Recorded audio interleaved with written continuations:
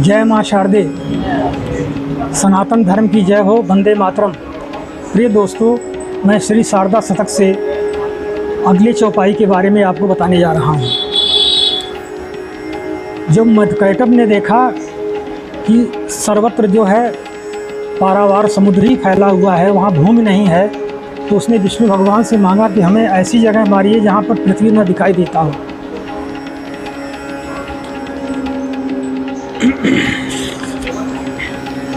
देख्यु जल अरणो भूतल पर, मारहु मोहि जहन भूगोचर।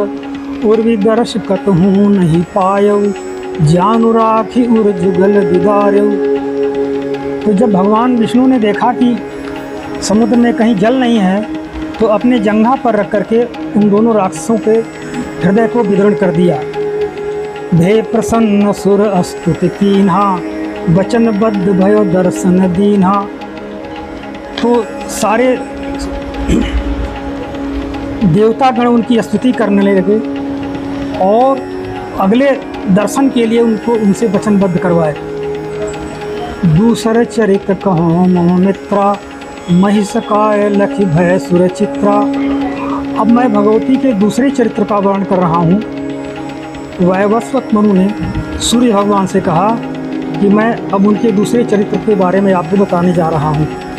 दूसरा चरित्र क्या है कि महिषासुर का प्रादुर्भाव होता है और उसको देख करके देवताओं की रूह कांप जाती थी, शरीर उनसे भयभीत रहते थे। छीनी सकल सुरन अधिकारा, पास जम इंद्र वज्र बरियारा।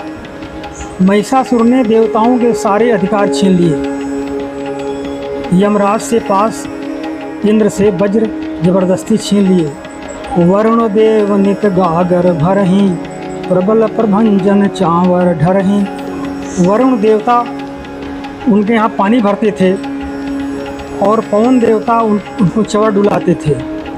अरुण दुष्ट आज्ञा अनुसरहीं, नाहित शैल कंदराधरहीं।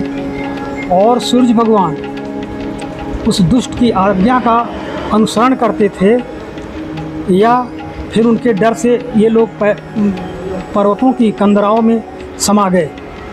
सुरन गए सरसी रूह भव कह, करन लगे बिरंच बिनती सह। इस प्रकार सारे देवी देवता मिलकर के भगवान विष्णु के पास गए और उनसे प्रार्थना करने लगे। लगी रभान धेनु वसुधात है, हरिहर को क्यों देख दसाय है। और पृथ्वी गाय का रूप धारण करके ब्रह्मा विष्णु के पास गए। यह देखकर ब्रह्मा और विष्णु जो है परम क्रोध से तप्त हो गए।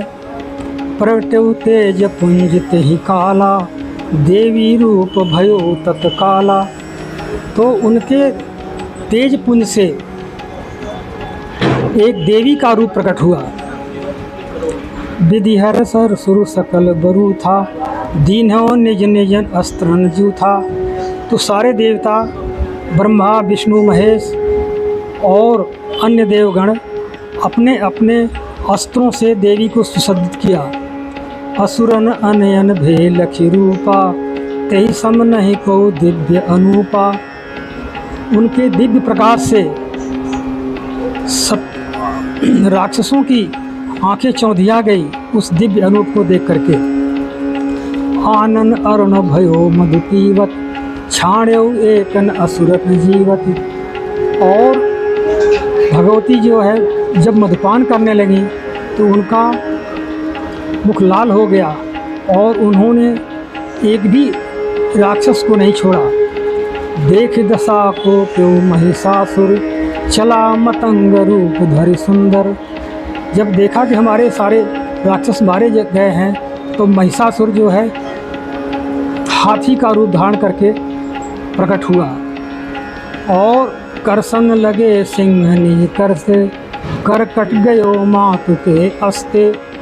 इस प्रकार वो भगवती के वाहन सिंह को अपने सूंड से खींचने लगा तो माँ ने तलवार से उसके एक ही बार में उसके सूंड को काट दिया।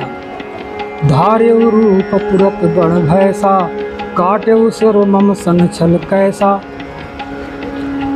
तो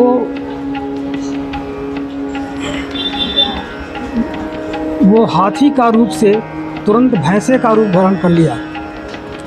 तो भगवती ने कहा, उसका सिर काट दिया, कहा कि मेरे साथ तुम्हारा छल नहीं चल सकता है। धारण चहत मनुज कर रूपा, सूल दस्यों बिसत ही उरकूपा। तो जब ही वो भैंसा मनुष्य का रूप धारण किया, तैसे ही उसके हृदय में भगवती ने शूल धसा दिया और वह मृत्यु को प्राप्त हुआ। इस प्रकार महिषासुर का वध किया इन्होंने।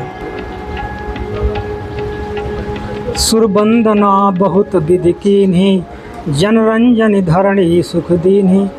इस प्रकार महिषासुर के मारे जाने के बाद देवताओं ने उस देवी की वंदना की, भगवती की, और संसार को सुख देने वाली और धरणी को सुख देने वाली भगवती ने उन लोगों को आशीर्वाद दिया।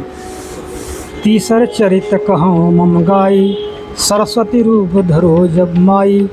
इस प्रकार मैं भगवती के तीसरे चरित्र का वर्णन करता हूँ, जब उन्होंने सरस्वती का रूप धारण किया। बिनमत सुर देव सरि तीरा, पूछऊ सांभविका तुहें भीरा। तो देवता लोग तीसरे चरित्र के भगवती के उससे शुम्भ निशुम्भ के प्रताड़ना से क्षुभित होकर के देवता लोग गंगा के किनारे प्रार्थना करने लगे। तो वहाँ शांभवी उत्पन्न हुई, भगवती दुर्गा उत्पन्न हुई, और उन्होंने पूछा, तुम लोगों को क्या कष्ट है।